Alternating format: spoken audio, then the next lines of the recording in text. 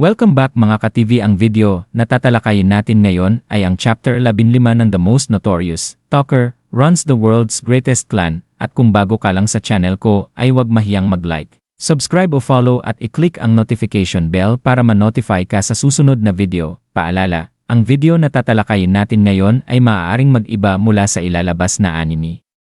Hindi ko inaangkin ang mga drawing o anumang materyales na ipapakita. Ang layunin ko ay magpakita ng suporta at magbigay ng impormasyon tungkol dito. Ang lahat ng kredito ay nananatili sa mga orihinal na may-ari. Maraming salamat, si Noel. Galit na galit matapos ang pagtataksil ng pinuno ng nayon, ay sinuntok ito sa mata at nagbanta na siya'y hahampasin pa lalo maliban na lang kung susunod ito. Nakiusap ang pinuno na patawarin siya at inalok ang 300,000 fil bilang kabayaran para mailigtas ang sarili. Ngunit galit si Noel sa pagtatangka ng pinuno na lasunin siya at si Alma. Tinanggihan niya ang alok at iginiit na ibigay ng pamilya ang lahat ng kanilang pera. Desperada upang protektahan ang kanyang ama, tumakbo si Chelsea, ang anak ng pinuno, at nagdala ng 820,000 fil. Inalok niya ito kay Noel kapalit ng pagligtas sa kanyang ama. Bagamat mariing tumutol ang kanyang ama, iginiit ni Chelsea na kung hindi nila gagawin ito, maaaring mabulag ang kanyang ama at hindi na sila muling makakakuha ng tulong mula sa mga Seekers upang maprotektahan ang kanilang nayon. Sinuri ni Noel ang pera. At pagkatapos tiyakin ang halaga, pumayag siyang tanggapin ito. Binalaan niya ang pinuno na kung muli itong manloloko ng mga Seekers, hindi siya mag-aatubili na parusahan ito ng mas mabigat. Matapos makuha ang pera, umalis na sina Noel at Alma, ngunit ang biglang pagsigaw ni Chelsea, na umiiyak at sinabing kinamumuhian niya ang mga Seekers, ay nagulat at nakaapekto kay Noel. Paglabas ng nayon, pinag-isipan ni Alma ang mga komplikasyon ng pagiging isang Seeker, na pagtanto niyang higit pa ito sa simpleng pangangaso ng mga halimaw para sa pera. Inamin niya kay Noel na ang kanyang unang misyon ay nagmulat sa kanya sa mas malalim na moral na hamon, lalo na kapag may kinalaman sa mga tao na hindi halimaw pero nagdudulot ng panganib. Humingi ng paumanhin si Noel sa pagdaan sa hindi kanais-nais na karanasan, ngunit ipinaliwanag na ang buhay ng isang Seeker ay puno ng mahihirap na desisyon. Tinanggap ni Alma ang mga katotohanan ito, ngunit ipinahayag na nagustuhan niyang makipaglaban ng kasama si Noel, imbes na mag-isa. Naging masaya siya na sa kabila ng mga pagsubok.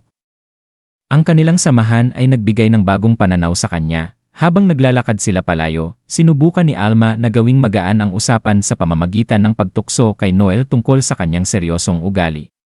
Inalok niya itong bigyan ng yakap kapag nalulungkot ito. Pinawalang bahala ni Noel ang alok at tinawag siyang useless idiot woman, ngunit halatang naapektuhan siya ng malasakit ni Alma. Patuloy siyang tinutukso ni Alma, sinasabing ang cute na mukha ni Noel ang dahilan kung bakit hindi siya makapagpigil na tratuhin ito na parang nakababatang kapatid. Sa kabila ng kanilang biruan, nararamdaman ang kanilang respeto sa isa't isa at ang kanilang samahan ay mas lalong nagiging malalim habang nag-uusap sila ng masaya. Naging seryoso muli ang usapan nang mapansin nila ang isang lumilipad na airship. Ipinaliwanag ni Noel na ang airship ay pagmamay-ari ng Goat Dinner, isa sa mga kilalang clan na tinatawag na Regalia, mga organisasyong kinilala ng emperador dahil sa kanilang natatanging lakas, talino at tagumpay. Ibinunyag ni Noel ang kanyang pangarap na itaas ang kanilang grupo, ang Blue Beyond, sa ganitong uri ng karangalan sa loob ng isang taon. Binibigyang diin niya ang kanyang matinding determinasyon na makamit ito. Naantig si Alma sa pananaw ni Noel, at naalala niya ang isang usapan nila dati ng pinuno ng mga mamamatay tao na nagsabi ng potensyal ni Noel. Sa huli, matapos ang mga pagsubok, masaya si Alma sa kanilang nagawa at ipinahayag ang kanyang kasiyahan sa pakikipaglaban kay Noel. Sa dulo ng kanilang usapan, pabirong sinabi ni Alma na naiintindihan na niya ang pagkatao ni Noel. Tinawag niya itong cute at ipinangako na palagi siyang lalaban sa tabi nito, sabay bigay ng yakap. Si Noel, kahit medyo napahiya, ay pinilit magbiro na alisin niya ang bahagi ng gantimpala ni Alma kung patuloy pa itong mang-asar. Pero kitang-kita na mas lalong tumibay ang kanilang samahan. Sa kabila ng mga pagsubok at mga hamon sa moralidad na kinakaharap nila sa kanilang trabaho, natagpuan nila ang lakas sa isa't isa. Pinagtitibay ang kanilang desisyon na magpatuloy sa kanilang pangarap na maging pinakamahuhusay na Seekers sa imperyo. At dito nagtatapos ang ating buod ng Kabanata 15 ng Most Notorious Talker. Mula sa bawat kwento, unti-unti nating nasaksihan ang paglago ng mga karakter at ang patuloy na paglalim ng kanilang mga laban at pagsubok. Habang bawat yugto ay nagbibigay ng mas maraming tanong at sagot, nasasabik tayong makita kung ano ang susunod na mangyayari. Hanggang sa muli, sabay-sabay nating abangan ang susunod na kabanata ng kwentong ito, handa na sa mga bagong emosyon at laban na darating.